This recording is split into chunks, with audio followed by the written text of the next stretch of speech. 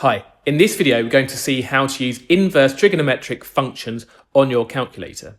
Now in the previous skill we looked at how we can use trigonometry to find unknown lengths in a right angle triangle. And we saw these functions sine, cos and tan. And for example, if you did sine of 30 degrees and you did that on your calculator, it would give you an answer of half.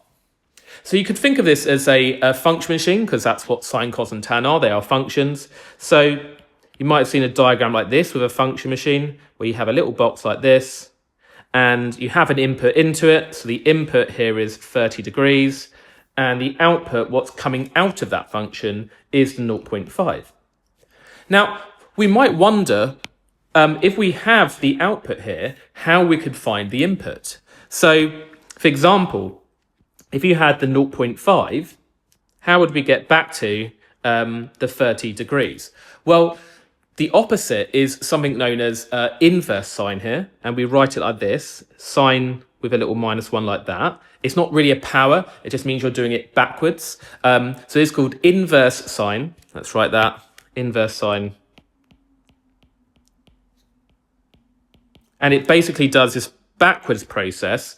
It would find the angle which would have given this particular output. So if sine of 30 is equal to 0.5, then inverse sine of 0.5 gets us back to 30 degrees. So this time it finds the unknown angle.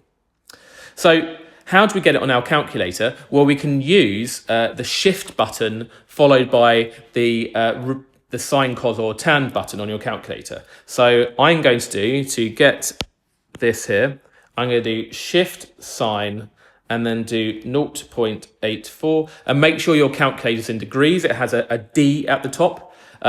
If I press equals, it gives me a value of 57.1 degree to 1 decimal place. And that is the final answer. And in the next video, we'll see how we can actually use this to find unknown angles in a right angle triangle.